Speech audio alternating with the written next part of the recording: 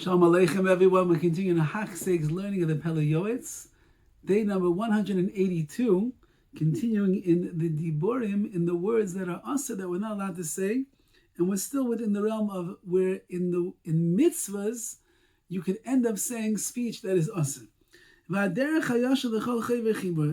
Pele Yoetz, if you plan on writing a sefer, this is the way to author your svarim. You write your own das, your own understanding. But do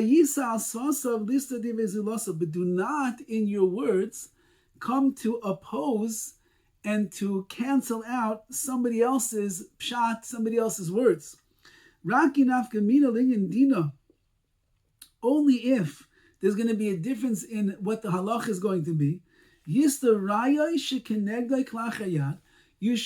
could be saisa, you could undo, so to speak, you could argue with the rayas, with the proofs that the other person is bringing, the other great Talmud Chacham and sage is bringing, in the klachiyat, a roundabout way. And at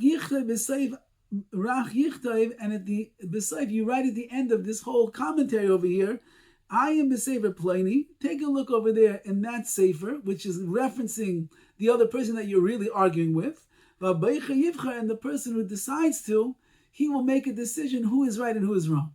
So the Pele Yoetz is saying over here that even if you have the Kol HaTorah Kula behind you, you have the Koyach HaTorah behind you, don't go out of your way to destroy somebody else's das, their approach to the Sugya, their approach to the Gemara, their approach to the Chumash, their approach to whatever it might be. Don't do that. V'almile the drasha.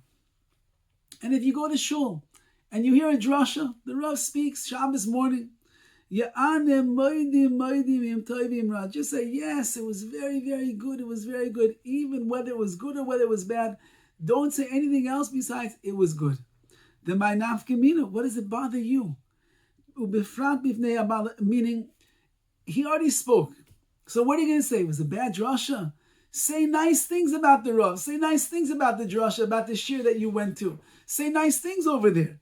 Especially if you're in front of balabatim, regular, what he would call over here, maybe the more unlearned people of Klal Yisrael. Talmidei Chacham have to be very careful. They have to give each other proper honor and respect in their words and their actions. And if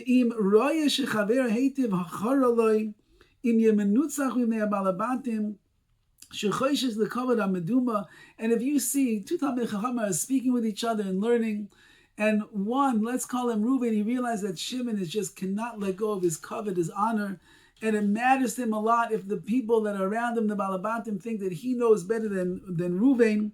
So then Yifroish kedei sheyiroish chaver nitzach v'yikabel schar laprisha. So then just desist from the argument anymore, and just let Shimon get all of the glory over here, and you will get reward for the prisha, for separating yourself from the machlekes.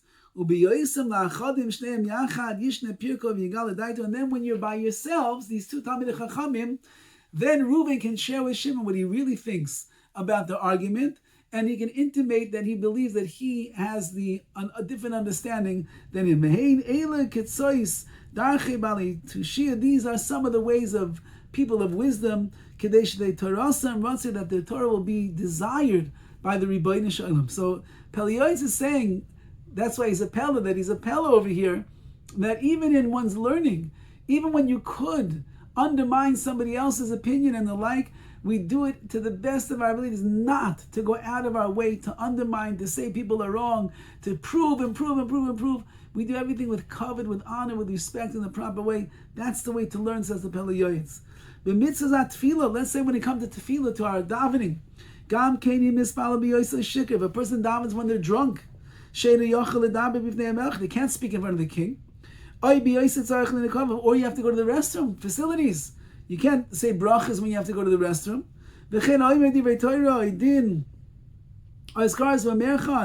Or if a person mentions a word of Torah or some halacha while he's in a merchatz, while he's in a bathhouse, in the mikveh, or he's naked in his own bathroom, or he's standing in front of an Erev, he's standing in front of some woman that's dressed that's dressed not appropriately.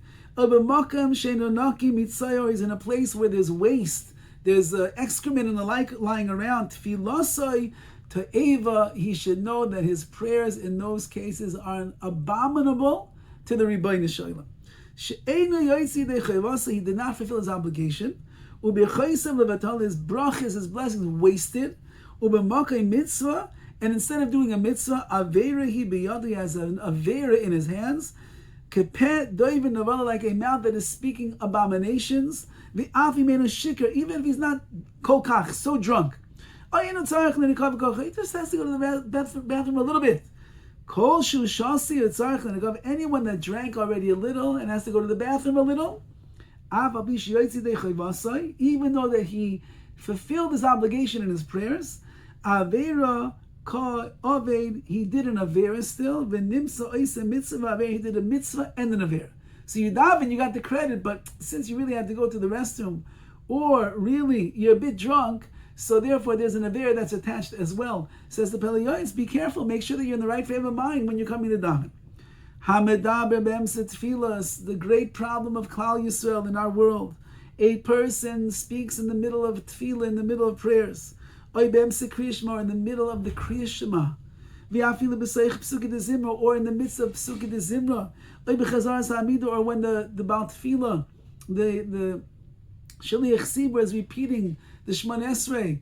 It's hard for many people to stand there quietly, and they turn to their friend, they start schmoozing, they talk a little bit, and then you hear laughter, you hear chattering, you hear all these different things that are going on in the middle of Chazar Sashatz. A person thinks that the Shaliach Tzibur is taking way too long with Hallel, so he starts talking in the middle of Hallel. Or anyone that speaks and he's lightheaded and he has kalas roish, he raises his voice unnecessarily in the Beis HaKnesses. Shemara shein mara migdash, he shows she'eloi, that he has no fear of the Migdash. Remember, the Beis HaKnesses is like a microcosm of the Beis HaMikdash, and if you could act so flippantly inside of the Beis HaKnesses, it shows you have no real awe and fear of the Migdash. Your punishment is going to be great, as we explained previously in the chapter of Beis HaKnesses of a shul. If a person says his davening or his tefillah without any kavanah, or his brachas, he has no kavanah, he just eats his apples and he benches after he washes, and he says Asher Yatzar after he goes to the restroom, he has no kavanah in what he's saying. You should know that your davening is considered to be a goof, like a body without a soul. A tefillah without kavanah, without any intention behind it, is like a body without a soul, which is dead. A body without a soul is not alive. It's just a pile of bones. The words that you are saying without kavanah are just a pile of words. There's no impact of tefillah that is coming with them. Even though you did fulfill your obligation, you do get rewarded for the mitzvah of davening. You still will get punished because you daven without kavanah, without intent. Like we find in Yeshaya Hanavi. Keep doing it. It's true. The nation of the Jewish people, they are honoring me with their lips and with their words. However, but their hearts are so far away from me. And their fear and their hearts are far away from me. And really what we call them is mitzvahs anoshim melumada. It is the commandments of men, which means you're not doing the mitzvahs of HaKadosh Baruch Hu, you are just doing things by rote. That's not what the Rebbeinu Shalom wants. I'm going to continue to punish them. Wondrous things are going to come their way. For what? Because Klal Yisrael, even though they were going through the motions of Avodas Hashem, but their heart and their soul was not in the Avodas Hashem, for that it's a cop-out, it's hypocrisy, says the Navi, and for that they get punished. It's like they're speaking good things, and bad things at the same time. The good will be accepted if you have one little ounce of kavanah in there, but the bad, which means the empty words that a person is saying, they're not going to be received at all. Somebody who makes brachas of atala, which means wasted blessings. Or blessings he does not need. He says it rushed. Or he abbreviates the bracha. Yeah. Or he says it in front of a woman that is scantily clad. Or in a place that is not clean from excrement and the like. The word of HaKadosh Baruch has been shamed and embarrassed through him. Mitzvah, and instead of doing a mitzvah, he ends up walking away with an avera in his hands. One last little piece over here. A person who gives rebuke to his friend, berabim, in public, umal bin panav, and you embarrass him. Once again, instead of doing the mitzvah of teichacha, rebuking him and helping him to become a better person, you embarrass him publicly. You have an avera in your hand.